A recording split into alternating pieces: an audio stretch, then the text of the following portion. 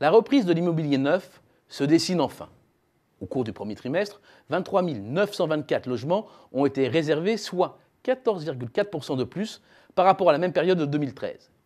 Il y a bien longtemps, depuis 2010 pour être exact, que les promoteurs n'avaient pas été à pareille fête en début d'année.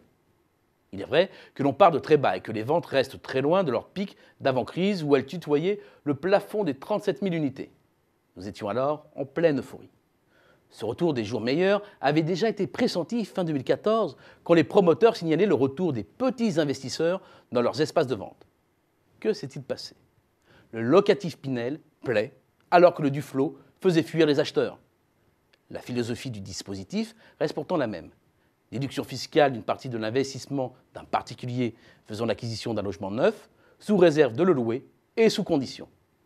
Grande différence cependant, le nouveau dispositif est plus souple et permet entre autres de moduler la durée de son engagement, 6, 9 ou 12 ans, alors que l'ancien système était figé à 9 ans.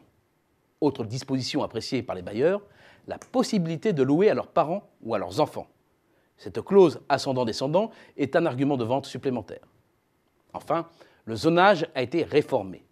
Autrement dit, le découpage qui détermine les plafonds des loyers selon les villes permet aux propriétaires d'appliquer des prix plus proches de ceux du marché, donc d'augmenter la rentabilité de leur placement. Le succès est là. Selon les chiffres de la Fédération des promoteurs immobiliers, les ventes à investisseurs ont bondi de 59% au premier trimestre et ont représenté près d'une vente sur deux. Constitution d'un patrimoine, augmentation de la retraite, réduction de l'imposition, les raisons ne manquent pas pour faire de l'investissement immobilier le fer de lance de la promotion immobilière au cours des prochaines années. Mais cela ne suffit pas à faire le marché.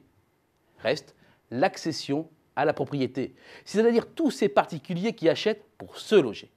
Et c'est le maillon faible.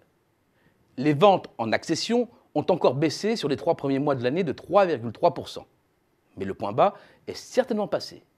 Il y a d'abord le ressenti des promoteurs sur l'évolution de la demande.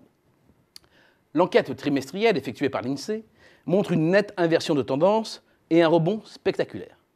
Pas d'emballement cependant, le solde d'opinion reste en dessous de sa tendance de long terme. C'est le signe que tout n'est pas encore revenu à la normale. Autre fait qui ne trompe pas, le réveil des ventes de maisons individuelles par les promoteurs.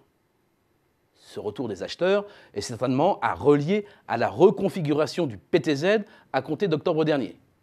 Couplé à la hausse des prêts d'accession sociale, cela a permis aux primo-accédants de réinvestir le marché.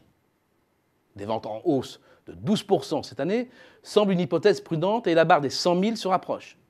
Une bonne performance à regarder néanmoins à la lumière des plus belles années où la profession écoulait en moyenne 125 000 logements, un écart de plus de 22%. Mais c'est un premier pas qui va dans le bon sens et qui permet de vider les stocks. La profession tourne donc définitivement le dos à l'une de ses crises les plus profondes de son histoire.